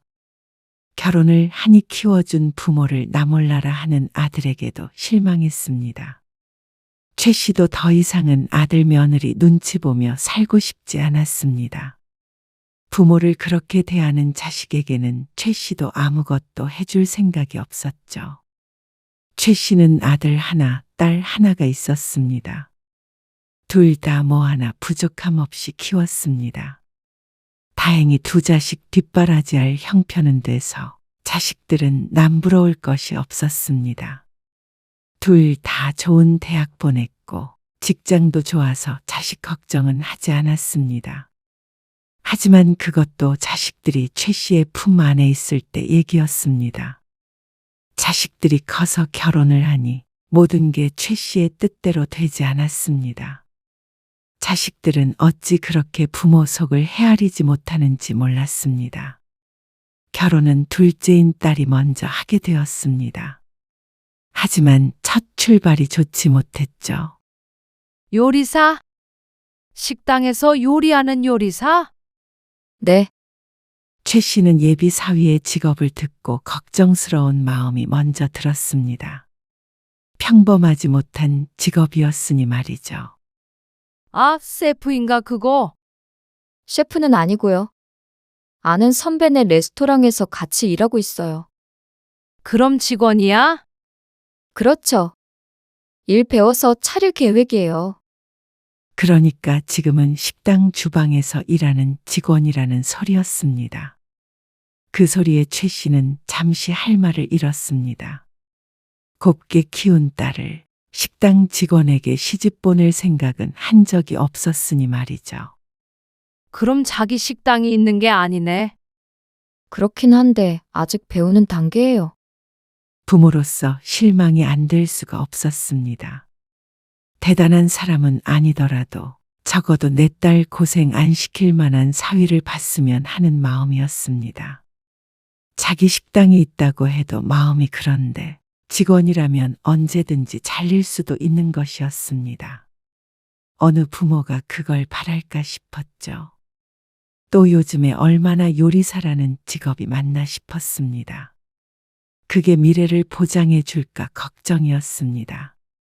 그런 말을 딸에게 직접적으로 하지는 못하고 애둘러 말했습니다. 그런데도 딸은 최 씨에게 화를 냈습니다. 성실하게 일하고 있고 충분히 재능도 있어요. 꼭 변호사나 의사여야만 잘 사는 시대가 아니잖아요. 아무리 그래도 30 넘어서 제대로 된 직업이 없다는 게 마음에 걸렸습니다. 딸의 말을 들어보면 돈도 잘 버는 것 같긴 하지만 미래가 너무 불투명했습니다. 그래서 딸이 결혼할 때 다툼이 생길 수밖에 없었습니다. 자식 잘 되길 바라는 부모 마음이 쉽게 결혼을 허락하게 하지 않았죠. 그렇다고 정이랑 등지고 살 거야. 당신은 그러면 못 살아. 남편의 말대로 최 씨는 그럴 자신은 없었습니다. 아무래도 딸이다 보니 심적으로 더 친밀한 것이 있었습니다. 그리고 자식 이기는 부모가 세상에는 없었습니다. 너희 결혼할 때 엄마 아빠는 안 도와줄 거야. 그런 생각 안 했어요. 저도 모아둔 돈 있고 우리가 번 돈으로 결혼하기로 했어요. 양가 도움 안 받고. 그쪽에서 한 푼도 안 준대? 안 주는 게 아니라 우리가 안 받기로 했어요. 그럼 집은? 그것도 저희가 알아서 할게요. 손 벌리지 않고 알아서 하겠다고 하니 할 말은 없지만 그래도 끝까지 탐탁지 않았습니다. 아들을 땡전 한 푼 없이 보내려는 사돈네가 신기할 따름이었습니다. 하지만 우려와는 다르게 딸은 결혼해서 잘 살았습니다. 결혼하고 1년이 안 돼서 사위가 작게 레스토랑을 차렸는데 그게 입소문을 타서 장사가 꽤나 잘 된다고 했습니다. TV에 출연도 했다기에 최 씨도 찾아보았죠. 그래도 누구 딸은 변호사한테 시집갔다, 누구 딸은 의사한테 시집갔다 하는 소리를 들으면 기가 죽을 수밖에 없었습니다. 그런데 아무래도 최 씨가 그쪽으로는 복이 없는 듯했습니다. 아들이 며느리감이라고 여자친구를 데리고 왔는데 첫눈에 실망이 됐습니다. 평균에 한참 못 미치는 작은 키에 깡말라서 건들면 픽 쓰러질 듯 연약해 보였습니다.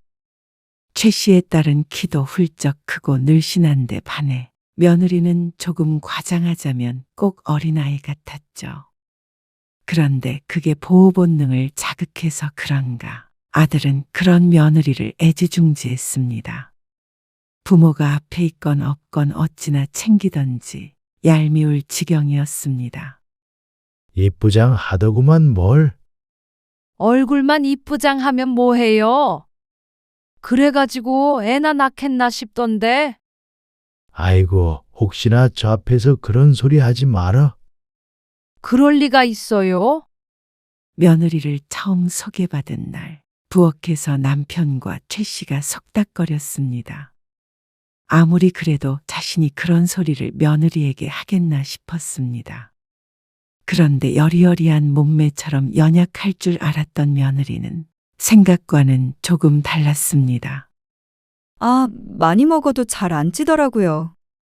어릴 때 좀 아파서 몸은 약한데 그래도 남들이 하는 거 다 해요. 무거운 것도 잘 들고요. 당돌하게 얘기하는 며느리의 말에 최 씨의 표정이 조금 변했는지 그걸 눈치채고 며느리가 말했습니다. 아, 심장이 좋지 않았는데 지금은 괜찮아요. 유전되는 것도 아니고요. 그제서야 최 씨도 마음속으로 안도했습니다. 아무래도 자식도 낳고 살아야 하니 부모로서 걱정이 안 될 수는 없었습니다. 보원 씨, 왜? 뭐 줘? 물 어디 있어? 잠깐만 내가 갖다 줄게. 있어라, 내가 줄 테니까. 자리에서 일어나려는 아들을 다시 앉히며 최 씨가 말했습니다. 그리고 그 뒤로도 아들은 며느리 옆에 딱 붙어서 말 한마디에 벌떡벌떡 일어났습니다. 저러다 머슴이라도 되는 게 아닌가 할 정도였습니다. 설거지 제가 할게요. 최 씨가 식사를 전부 준비했으니 자신이 설거지를 하겠다고 며느리가 나섰습니다. 그러자 아들이 얼른 말리며 말했습니다. 앉아 있어. 내가 할 테니까. 생전 집에서 설거지 한 번 한 적 없더니 별일이었습니다. 부모 힘든 건 몰라도 지 마누라 힘든 건 아나 싶어서 얄밉기도 했습니다. 최 씨가 아들에게 눈을 흘기자 아들이 민망한 표정을 지으면서도 슬그머니 고무장갑을 가져갔습니다. 어설픈 손길에 최 씨가 아들을 살짝 밀며 말했습니다. 이리 줘. 내가 할 테니까. 장갑이 잘 맞지도 않아 낑낑거리며 벗어서 건네주기에 최 씨가 설거지를 했습니다. 그 사이에 며느리는 편하게 소파에 앉아서 최 씨의 남편과 이야기를 나누고 있었죠. 상전이 따로 없다 생각했습니다. 그리고 밥 차리고 설거지까지 모두 최 씨가 하게 되니 자신은 무술이었고 말이죠. 한숨이 절로 나왔습니다. 벌써부터 이렇게 휘둘리면 나중에는 아주 부인한테 잡혀 살겠다 싶었습니다. 그래서 집은 어떻게 할 거야? 과일을 먹으며 최 씨가 물었습니다. 그러자 아들이 대답했습니다. 전세로 천천히 알아보려고요. 아직 많이 남았으니까요. 그런데 아들은 최 씨가 뭐라고 얘기를 꺼내기도 전에 양가 부모에게서 도움을 받지 않겠다고 했습니다. 그러자 옆에서 과일을 깎던 며느리도 고개를 끄덕였습니다. 너 결혼하면 보태주려고 모아둔 거 있어. 아니요. 저희는 저희 힘으로 하기로 했어요. 모아둔 돈은 있어? 네, 걱정 마세요. 부모님도 그렇게 생각하셔? 네, 저희가 그러겠다고 말씀드렸어요. 그래가지고 괜찮은 집 구할 수나 있겠어? 형편껏 사는 거죠. 살면서 늘리는 재미도 있을 거고요. 둘이 버는데 어떻게든 살죠? 며느리가 가벼운 말투로 얘기했습니다.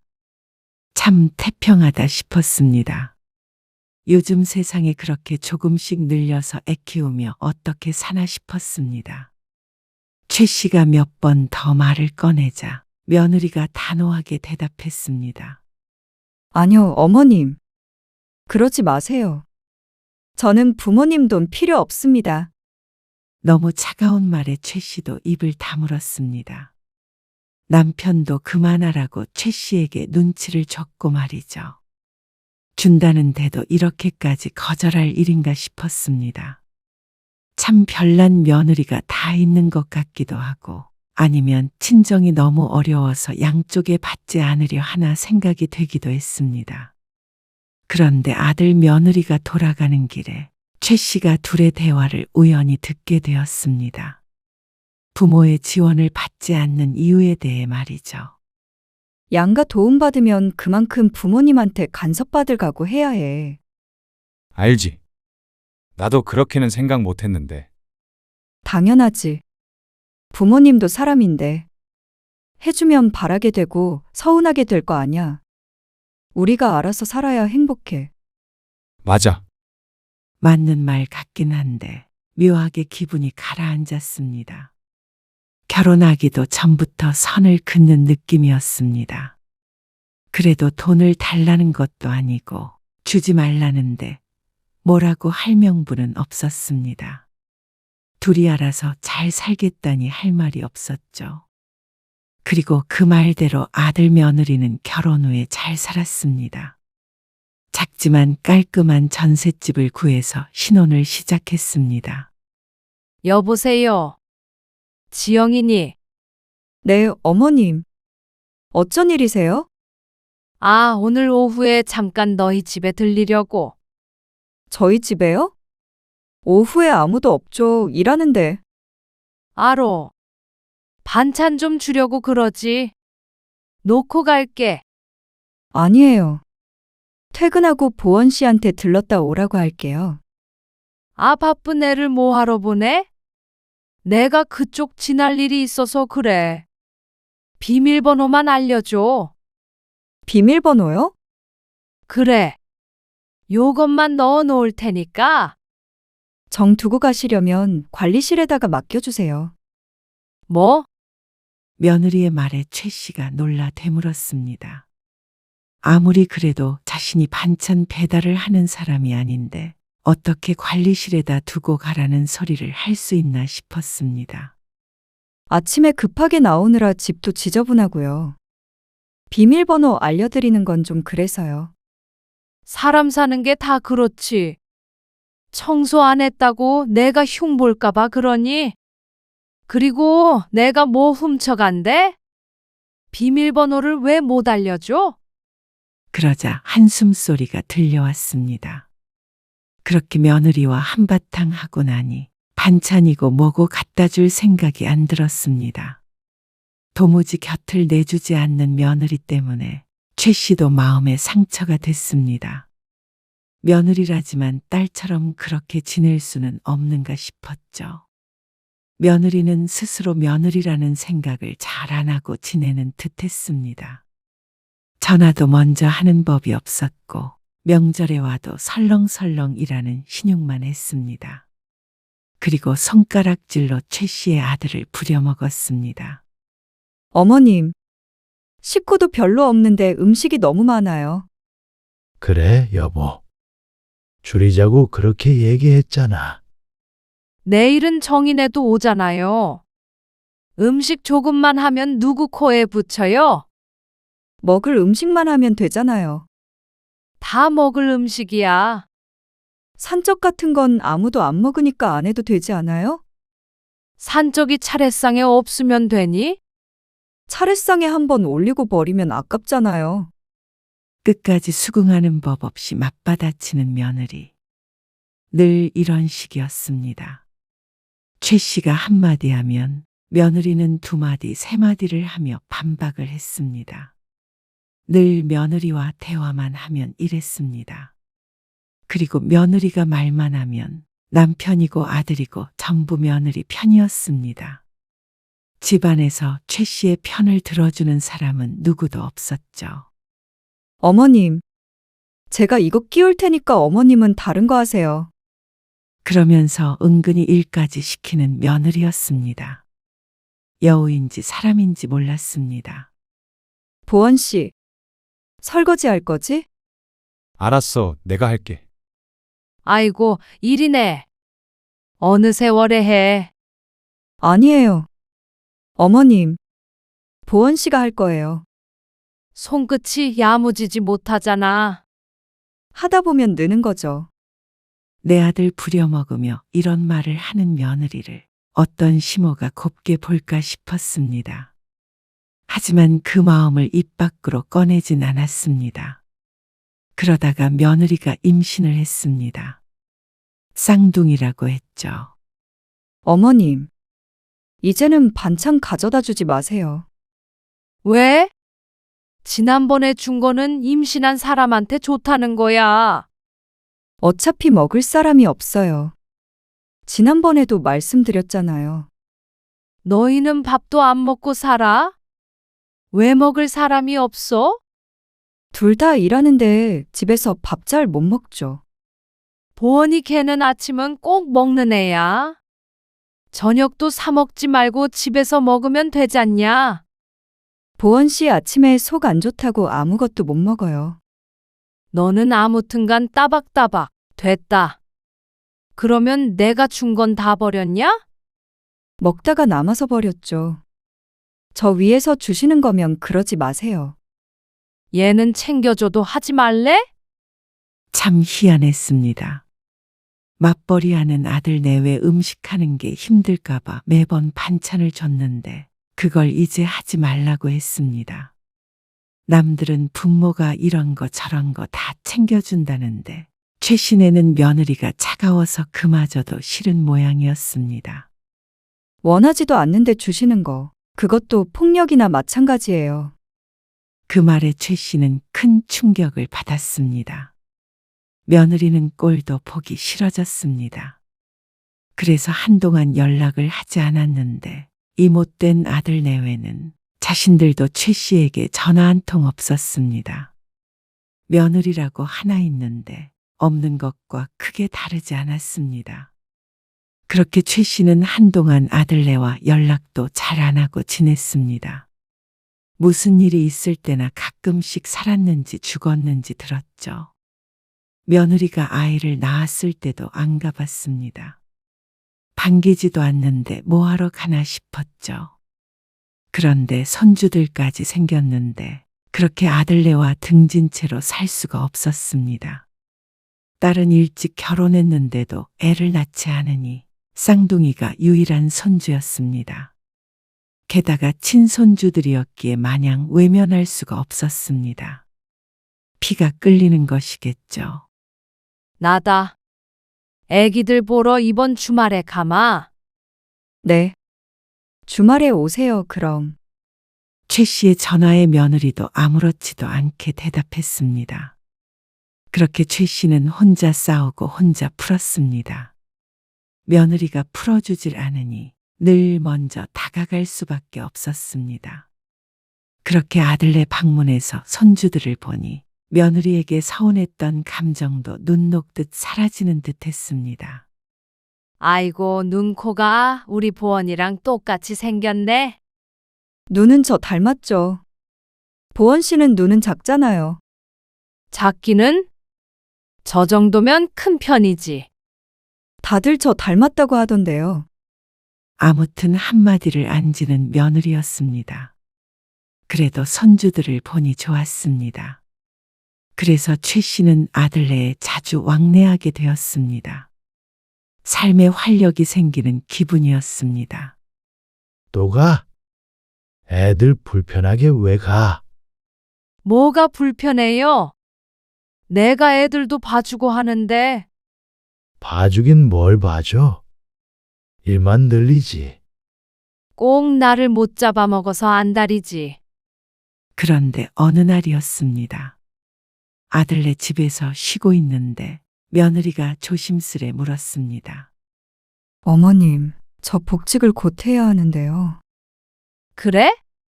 혹시 그러면 한 3개월만 애들 좀 봐주실 수 있으세요? 뭐? 애들을? 네, 올해는 말고요. 저 복직해서 재택근무도 같이 하면 하루에 4시간씩만 좀 부탁드리고 싶은데. 아유, 내가 애들을 어떻게 보니? 안 될까요? 말이 되는 소리를 해라. 늙은이한테 바라는 것도 많다 너는. 안사돈 보고 오라 그래. 차 타고 3시간 걸리는데 어떻게 부탁드려요? 허기야. 그렇다고 여기 들어와 살 수도 없고. 너희 애들이니까 너희가 알아서 잘 키워봐. 그런 것도 자꾸 맡기다 버릇하면 애들 못 키워. 그 말에 며느리는 입술을 꼭 깨물었습니다. 회사를 몇 달 더 있다가 가면 되잖아. 하지만 회사에서 빨리 복직하길 원한다고 했습니다.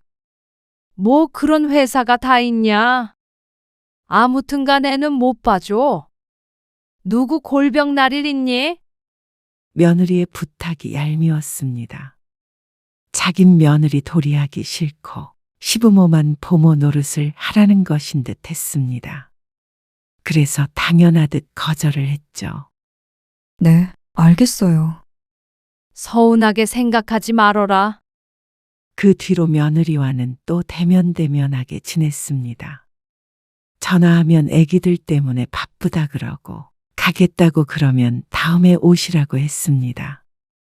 애를 안 봐준다고 복수라도 하나 싶었습니다. 손주를 당연히 봐줘야 한다고 생각하는 며느리가 괘씸했습니다. 그리고 얼마 안 있어서 쌍둥이를 어린이집에 보냈다는 사실에 놀랐습니다. 아직 돌밖에 안 된 어린애들을 벌써부터 보내나 싶었습니다. 이유식도 다 사 먹인다며? 애를 왜 그렇게 키우니? 몸도 안 좋고 집에서 일하느라 바빠서요.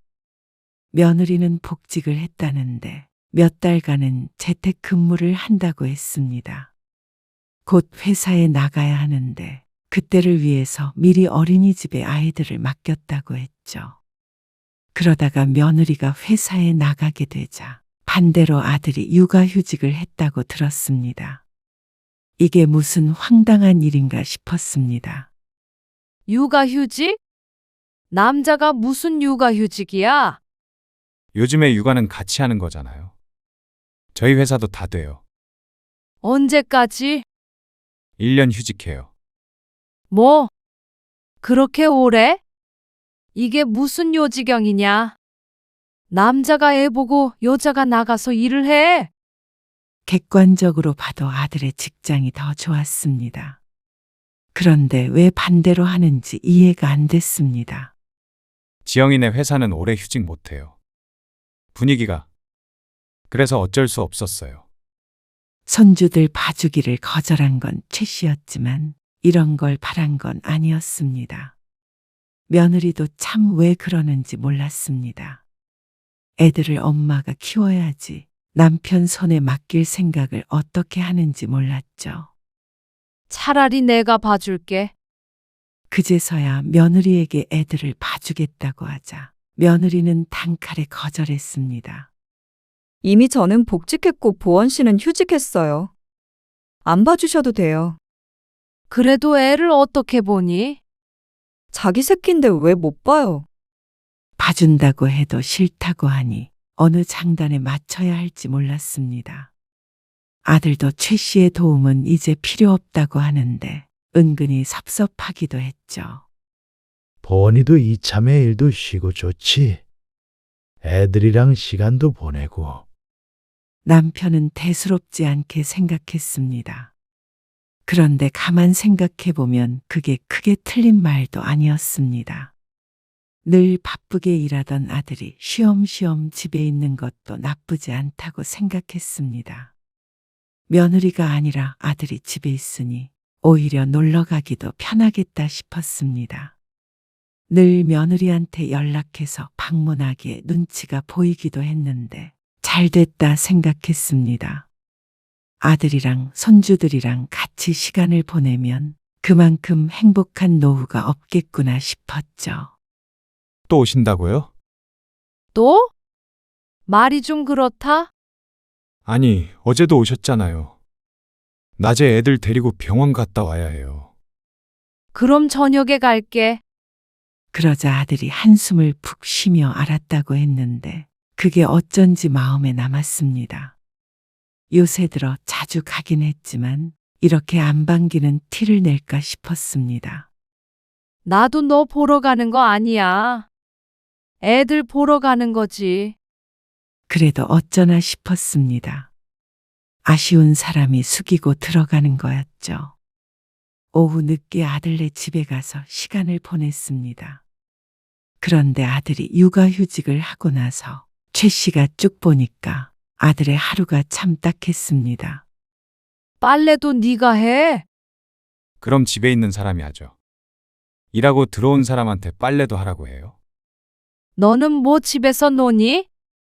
애들 뒤치다꺼리 하느라고 종일 종종거리면서. 저 회사 다닐 땐 지영이가 다 했어요. 그건 원래 지영이 걔가 하는 일이고 원래가 어디 있어요.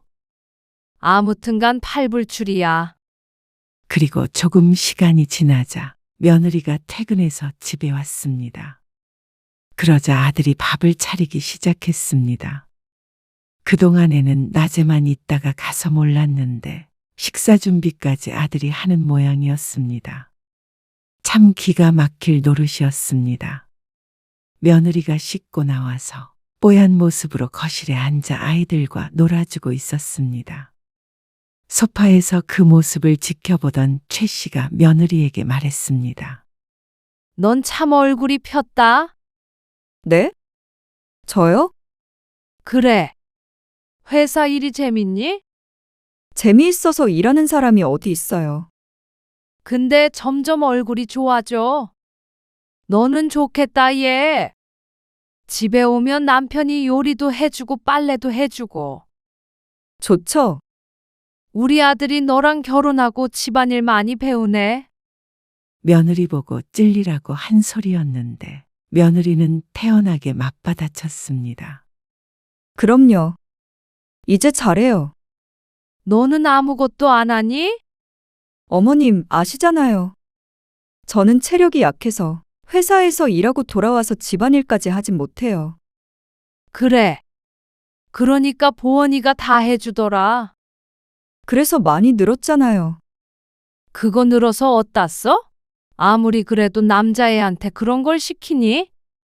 집안일에 남자 여자가 어디 있어요? 요즘엔 남자가 그런 것도 다 할 줄 알아야죠. 그 말에 참지 못하고 최 씨가 버럭 언성을 높였습니다. 너는 꼭 그렇게 대답을 해야겠니? 그러자 며느리가 잠시 말이 없었습니다. 어쩐지 지친 기색이 얼굴에 보였습니다.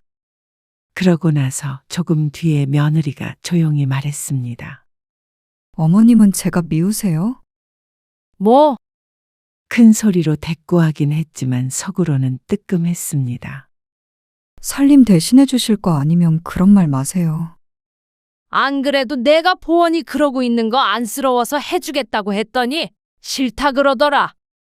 그러면 할만한가 보죠. 뭐?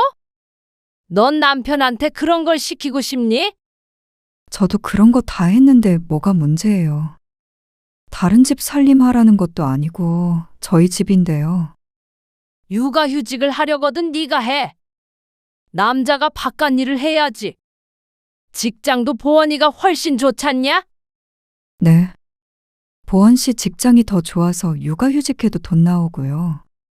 저는 더 육아휴직하면 잘려요. 보원 씨 혼자 힘들게 저희 먹여 살리는 거 보고 싶으세요? 뭐야? 이게 정말 말끝마다 말대꾸야? 너는 그냥 네 하고 대답하면 어디가 덧나니? 제가 뭐라고 대답하든 어머님 마음에 안 드실 거잖아요. 뭐야? 잘해도 욕먹고 못해도 욕먹고 이제 좀 지치네요. 참나? 네가 시집 와서 잘한 게 뭐가 있냐? 보원이 고생만 시키고 말이야. 애가 화장실 청소하는 거 보고 내가 식겁했다. 사돈은 뭐 하고 있는지 몰라. 차라리 사돈이 와서 집안일을 해줘야지. 딸내미 약하게 낳아서 집안일도 못하겠다고 그러면 사돈 탓 아니니? 왜 남의 집 귀한 아들을 고생시켜? 때마침 거실에 나온 아들과 눈이 마주친 최 씨는 크게 놀랐습니다. 아들의 눈빛이 무시무시했습니다. 가세요. 뭐? 제 집에서 나가시라고요. 네 집? 네. 여기 저희 집이에요. 이제 오지 마세요. 이러려고 집을 살 때 지원을 안 받겠다고 한 모양이었습니다. 여우에 홀려도 단단히 홀린 듯 했습니다. 아들과 엄마 사이를 이간질하는 얌체 같은 며느리를 모르고 아들은 최 씨만 나무랐습니다. 어떻게 키웠는데 엄마한테 저런 눈을 할 수 있나 몰랐습니다. 눈빛으로 사람을 해할 수 있다면 아들은 그렇게 할 듯 했습니다. 아들이 최 씨의 가방을 들더니 현관문을 열었습니다. 너 두고 보자. 최 씨가 며느리를 향해 표독스럽게 내뱉고 집을 나왔습니다. 살다 살다 이렇게 억울한 일은 처음이었습니다. 아들에게 쫓겨난 부모라니. 아들에게도 너무나 실망이 컸습니다. 어떻게 낳아주고 키워준 부모를 이런 취급을 할 수 있나 싶었습니다. 아무래도 아들이 결결혼한다 했을 때 꼭 반대를 했어야 했습니다. 집으로 돌아온 최 씨는 다시 아들에게 전화를 걸어서 자초를 자초지종을 설명했습니다. 최 씨가 그렇게 얘기한 데에는 충분한 이유가 있었으니 말이죠. 하지만 아들은 그런 최 씨의 말을 듣고도 매정했습니다. 번호 차단할 거예요. 이제는 연락하지 마세요. 뭐야? 너 어떻게 엄마한테 그럴 수가 있어? 저희도 숨 좀 쉬면서 살고 싶어요. 최 씨가 목이라도 조르는 듯한 말에 놀랐습니다. 아들은 일방적으로 전화를 끊더니 정말로 그 뒤로 전화를 받지 않았습니다. 딸에게도 얘기했지만 딸은 오히려 최 씨의 잘못이라고 나무랐습니다. 너도 똑같아. 자식들이 어쩜 부모한테 이럴 수가 있어? 너희 그렇게 잘 먹고 잘 사는 게 누구 덕이야? 너도 그렇게 키워놨더니 별 볼 일 없는 놈한테 시집가고 말이야. 다 불효자들이야 너희들은. 엄마, 나도 엄마한테 전화 안 하고 싶어요. 뭐? 너무 서러웠습니다. 남편이라고는 집안일에 전혀 관심이 없었고 자식이라고 둘 있는 것들마저도 부모를 이렇게 외면하나 싶었습니다. 자신의 말년이 왜 이렇게 됐는지 가슴이 아팠습니다. 아무래도 둘 다 결혼을 잘못시킨 것 같았습니다. 최 씨는 며느리에게 전화를 걸었습니다. 다행히도 며느리는 차단하지 않았는지 전화를 받았습니다. 너 그러면 나중에 유산 한 푼이라도 받을 수 있을 거라고 생각하니? 그러자 며느리의 한숨인지 비웃음인지 모를 숨소리가 들려왔습니다. 어머님은 끝까지 변하질 않으시네요. 내가 뭘? 그러면 내가 효도도 안 하는 못된 자식들한테 돈도 줘야 하니? 돈 달라고 한 적 없어요. 어머님 많이 쓰세요. 너 이게 정말 끝까지 말대꾸야? 이제 말대꾸 할 일 없어요. 건강하세요. 며느리는 전화를 끊었고 아들처럼 최 씨의 전화를 차단했습니다. 아들 며느리 딸에게까지 버림을 받은 기분이었습니다. 자신이 뭘 잘못했길래 자식들이 다 등을 돌리나 싶었습니다. 최 씨는 자식들을 위해서 희생한 기억밖에 없는데 말이죠. 잘못 키워도 단단히 잘못 키운 듯 했습니다. 자식들 좀 그만 볶고 당신도 당신 인생 살아. 당신은 내 맘 헤아릴 생각도 없죠? 당신이나 제발 좀 다른 사람 마음 헤아려 봐.